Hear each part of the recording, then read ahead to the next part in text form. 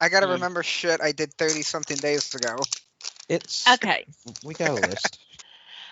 Evil Dead 2. We saw someone's I ring mean, an X. everybody loves Ringer. Everybody loves Evil Dead 2. I mean, It's Sam Raimi, it's Bruce Campbell. It's awesome. the Sam Raimi tortures Bruce Campbell comedy hour. Yeah. It's silly, it's ridiculous, it's bloody. It's so much fun. Groovy. I mean, that's just that solidifies And it right there. Bruce Campbell, like I said before, that man is an entire fucking ham and cheese sandwich, okay? I didn't realize how many plates they went through for that movie. Like, a large chunk of that movie is just Bruce Campbell whacking himself over the head with plates. Sam, do I really gotta do this? Do it. Trust me, they don't hurt. They're made actually, I think, out of sugar. I mean, the entire movie in a nutshell is a horror version of a Three Stooges episode. Basically. And Bruce Campbell is all Three Stooges. Yes. The Black Phone, that was pretty decent. I like Black Phone. I thought Black Phone was very good. It was actually had very entertaining. it actually had pretty decent child acting. Yeah. Yeah. More Yeah, about it it. did. It- And Something I really liked about the Black Phone is like, when the initial kidnapping happens at the very start. And Yeah. the opening sequence for the credits begin where it's like showing you everything. Okay, like the music and the tone and that is just telling you straight off the bat, like, we are not messing around. This is this is gonna be a brutal movie. And, Ethan Hawke is having quite the year playing villains. I love Ethan Hawke. And what's his name? The guy who played the dad for the kids. He's a piece of Oh, shit. Jeremy Davis. Yeah, it's the first time I think I've ever seen him play an asshole. His assholes are kind of like, are they? Are they not? He always comes off as high. Well, Carol's never played God of War, so. Also true, yeah. Good point. Really good point, though. So I don't think I've ever seen him play an asshole before. And even if the character could kind of be considered an asshole, it's not so much that he's actively being an asshole like that character, as he's just so up in his own world that he doesn't realize. Redeemed villain by the end. Kind of. You can hope. He apologizes for his misbehavior. If you want to choose to believe he'll falter and go back to being an asshole dad, you can believe that. Or if you want to believe he's sincere, you can believe that too. It kind of lets you have your cake and eat it too. The important thing to change habits. The important thing is the primary theme of the movie is the kid sticks up for himself. So he takes care of himself from that point onwards. So he's his own man from that point. Because he beats the shit out of Ethan Hawke in the end. And then kills him. Oh, and how awesome is the friend in this movie? Which one? The one that stands up to bullies and gets killed by Ethan Hawke and Oh yeah, that kid's great. Yeah. Yeah. I like that kid. And then he gets kidnapped and killed. Well, yeah, but it's a movie about ghosts. Oh, that's also an interesting thing. This is a movie where the supernatural element is actually positive for a change. Oh, except for that one kid who's just a huge asshole. Yeah, but even he's not trying to hurt our protagonist. He's trying to kill her. He's pissed. He's pissed off about his death, which is a reasonable reaction. Because I think he does give him some advice. I don't remember exactly what it is, but it's not, something that's there to, be harmful to our protagonist. Wasn't that the one that had the path out through the bathroom wall? Oh, like the meat locker? Yeah, the freezer thing. It might have been. That's the one. But like the entire movie would make a great premise for a video game. You were in a basement, get out before guy comes back and decides he's bored with you. Really? I don't know. One of those, I don't know, interactive story games where you're, I don't know, where there's multiple ways to escape a situation. By the way, how creepy was that mask Ethan Hawke was wearing? Yeah, Which one? he goes through you. The one at the beginning. With that awful smile. Yeah, he's trying to go get like a Babadook kind of look down, but Yeah. Christine Babadook and Scream. thing is, he In a still way. sounds like Ethan Hawke. So he's not exactly the most intimidating guy audibly, is he? No. But I do think he's a good actor. I like him. Yeah, he's a good actor. The most schlocky thing about the movie was the police having to rely on the little girl to get anything done. The most unbelievable thing about the movie is that they do listen to the little girl. That is also true. That just, the fact they actually listen to the psychic child makes the whole thing a bit silly. Oh God, what was the comment that we heard earlier on? By the way, was it the prayer where she goes, "Dear Jesus, why?" No. It's dear God, what the fuck? Yeah, dear God, what the hell, man? And she said it with like utter like assurity too that she was. What the fuck? Might have been And she- like the funniest moment of the month right there. Well, there's that moment, and then there's the moment where the police. Well, she points out a house to the police, and well, would you know it? The guy who answers the door is also trying to solve the case, and he thinks he's got it down to the exact vicinity of where the killer might be His own brother. in his own basement. Well, maybe if he wasn't coked out, he would have figured it out sooner. That brother is like a living red flag. Like he's just there to confuse you and like He's like Scantman in The Shining. Oh my God, kid, you're here! Don't worry, I'll get you out of here. And then what happens 5 minutes later? Nicholson's there with the axe waiting for him around the corner. How dare you make me murder my own brother? This is all on you, kid. You're the one who killed him.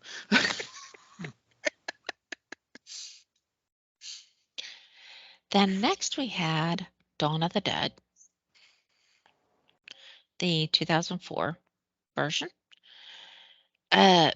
Ringer. Okay, million Oh, dollar that's question. Everybody loves this. Million dollar question. Better or worse than the original? Yes. Because they're both good.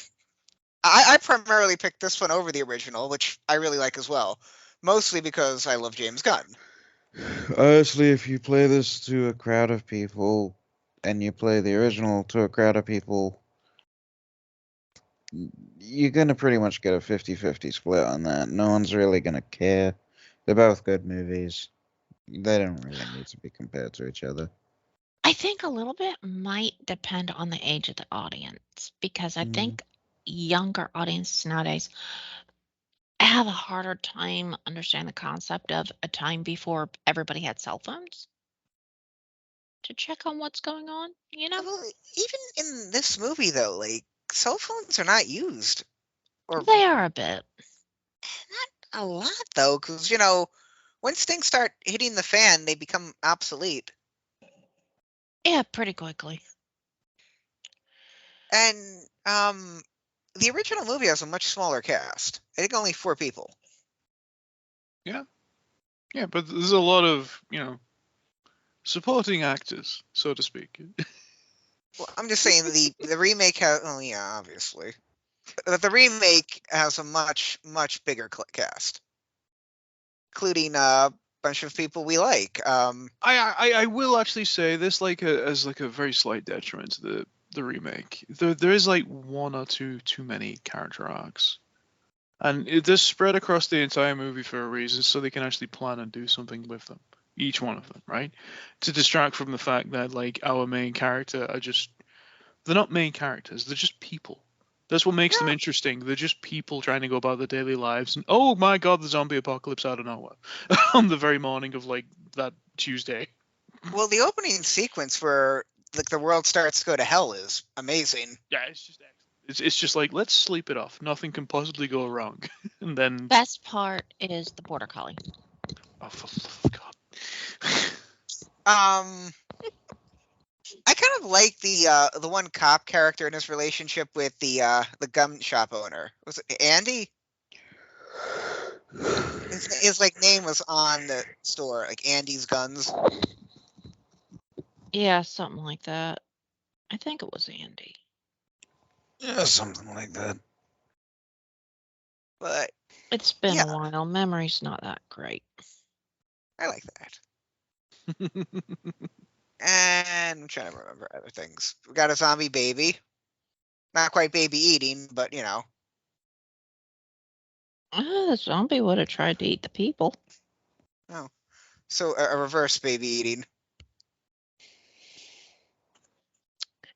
Okay, so our next movie was Drag Me to Hell. Another Sam Raimi film. Yep. Which a little similar to Stephen King's Thinner, although not the same exact premise. It's still the whole gypsy curse, and Definitely more schlocky. as a matter of fact, they actually make a comment at one point that references Thinner, but I can't remember exactly what it was.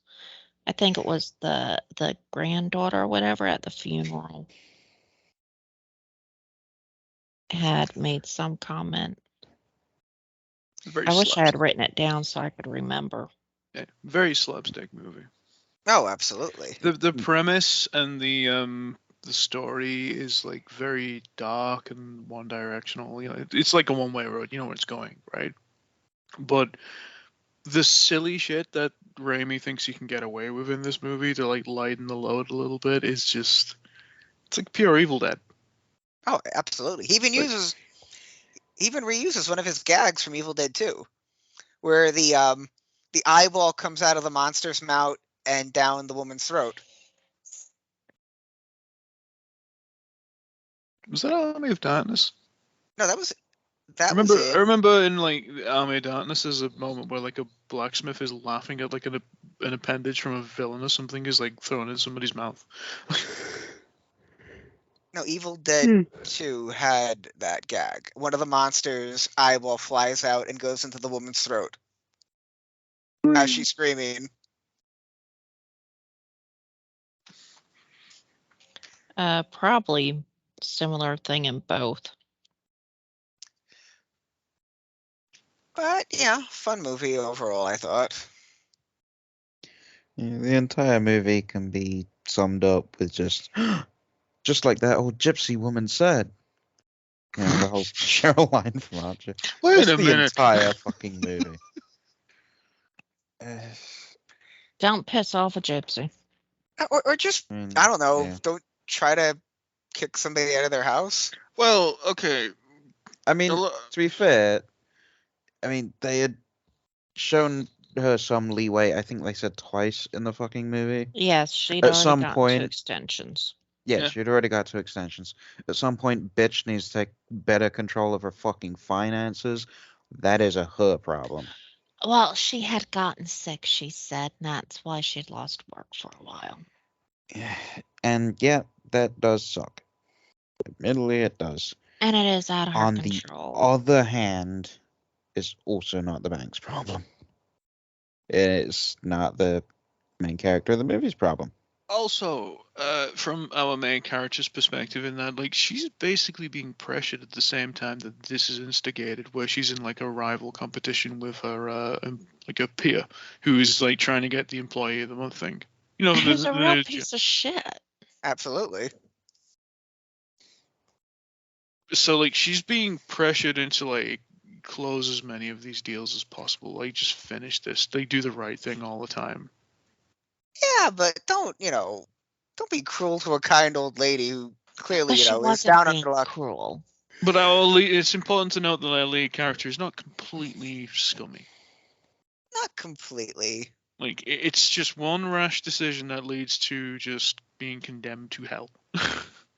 But she wasn't being cruel. She kept saying, I'm sorry, but our policy is. Like, it's just gray enough morally to make you go like, well, maybe, but maybe not. As fitting punishment for everything she does later. Can we talk about how slapstick the action sequence in the car was? Because it's pure Evil Dead.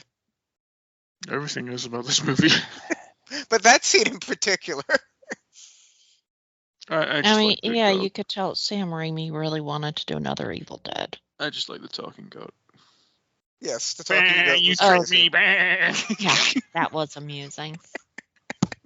But the kitty, that upsets me. He vomits up the cat. You think this constitutes for a human soul, bitch? No, I'm dragging you to hell. Yeah, I've never seen like the context of vomits up cat. You didn't win. No. It's just this is your sacrifice for the previous deal. Like it didn't come through. Here it is again. It upset me when she did that. Desperate situation, Carol. Not too desperate if it's a cat. I mean, And she could have won. She just freaking needed to check the envelope for the right button. Oh my God, that was so stupid. Okay. Joe's next pick was Christine. ring up. Ringer. Ringer, yeah. Still, good movie. Lovely car. Oh, Even if it is a little evil. what a body. What was the car? Plymouth Fury? Was it? Fury, Yep. yep. 1953. That was a beautiful, No, beautiful lady. 7. Yeah, no, good No, car. But like, it was made in 53. It was 57 when the movie took place, if I remember correctly. No. It was in the 70s when the movie took place. Okay. The car was a 57. Okay. While watching this movie, did we have perhaps our weirdest case of evil versus evil? When the bullies were destroying the car, No, and stop. Come back. and our hero / villain, wasn't taking any of that.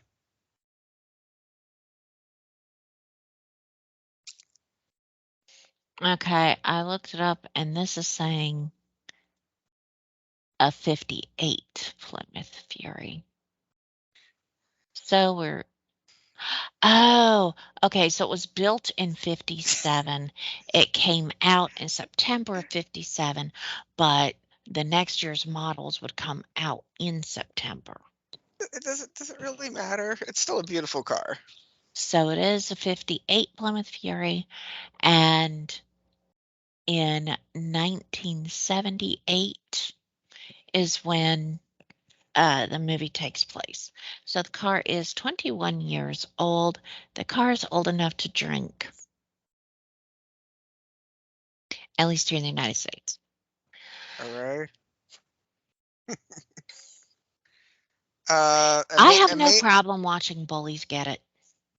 No, amazing sequence also when the car repairs itself.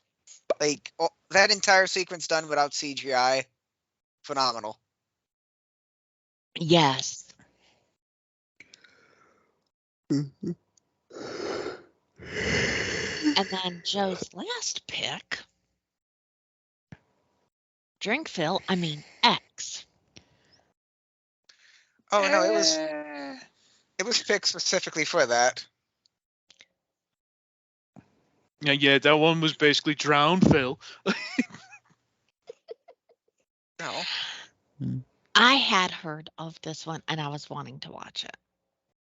So I'm glad you picked it, Joe. Yeah, for Joe. Nothing supernatural in this one, Kieran. Just old people killing people. it was an alright movie. What do you want from it? I don't know what I feel about this one. On one hand, the lead actress is good. Girl who Because, plays Maxine. well, not just Maxine, as we I remember. Yeah. Lead actress in this who plays Maxine also, interestingly, plays one of our other two Pearl. pivotal characters, one including Pearl. Uh, completely different character, completely different motivation, agenda, feelings, and everything, and yet it's just so disturbingly different. And the fact that they've made like 2 other movies, like one's being planned apparently right now, like a distant sequel based And the other, upon Maxine's character after this movie. and the other's a prequel. Yeah, and the other one's a prequel with the character Pearl, where she's playing that character too. Like 40 years earlier, maybe even more so. So like she's created her own cinematic universe using this character. Or these 2 characters that she played in this original movie, if anything. The X cinematic universe. Yeah. Bizarre I like location. the little twist. Bizarre location for a porno. It's Yeah. convenient. I mean, they gave their reasons, perfectly valid reasons for doing it there. Money's been real tight. A lot True. of farmers are just barely scraping by, and a lot of them are over their heads and, underwater in debt. And they'll do just about anything for a few extra bucks to help get by, including temporarily renting out a boarding house and not asking questions. Or actually, that was like the workman's house. That's where the farm workers would stay. What did you guys feel about the plot twist at the very end of the movie? And that she's the PK? Yeah, I think it was poetic and interesting. I just feel like it should have been set up way sooner from the very beginning. Ah, Instead of just when Pearl's husband just turned the TV on like halfway through it. Or especially like in the no. last half hour. Okay, so she kept saying from the very beginning, I will not accept a life less than what I deserve. Or however she stated it. I'm pretty sure that statement was made by the TV preacher, like back when they were in the convenience store. I don't remember. And he was talking. But I know the TV preacher, they kept bringing that TV preacher up again and again and again and again. He was always on the radio, always on the TV. You were constantly hearing him go on. So I don't know. He kind of sounds like background noise, but at the same time, he's got to matter because he keeps being brought up. I He's remember constantly there. I remember initially when the other survivor is like locked in the basement and he wants to drown out the sound of her just complaining about like, please let me out. He just turns the TV on and that's where it just becomes prominent then, at that point onwards. And that's like in the last half hour of the movie. Is this? Go on, Carol. Yeah, but you'd been hearing that preacher the whole time. He was on the radio. He was on the TV at the convenience store. You heard him at the very beginning of the movie on the TV, and I mean, later we know why the TV was on, but he's there. He's always there. I feel like this movie gave us our first ever Chekhov's heart attack. He did say his heart couldn't handle it. I mean, he Oh, I also said know. Pearl's hip was pretty, dangerous as well. But a weak heart actually saved the day. Booga booga. That's all For it me, the best pleasant surprise in it was when the one fella got out the guitar and the blonde sang Landslide. She actually had a really good voice. And I love that song. Apparently she tasted nice too. Oh yeah. Oh yeah, that happened. Drink, Phil. What fuck? The memory.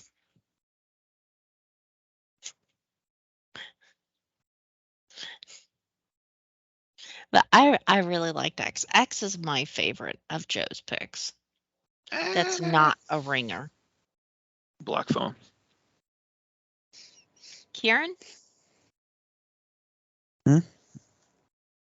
Joe's picks Sorry? favorite? Which of Joe's picks the Sunringer?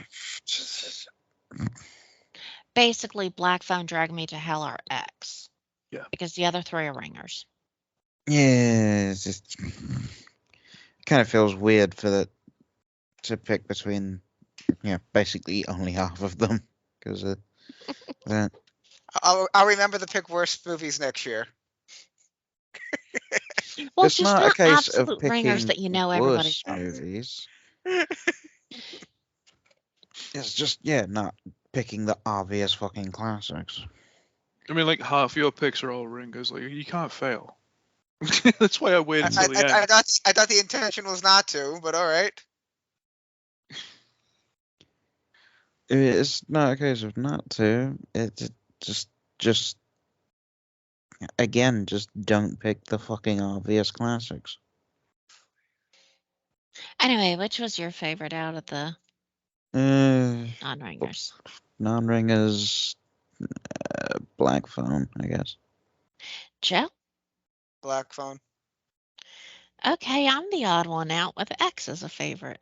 Okay. Drink, Carol. See how you like it. Okay.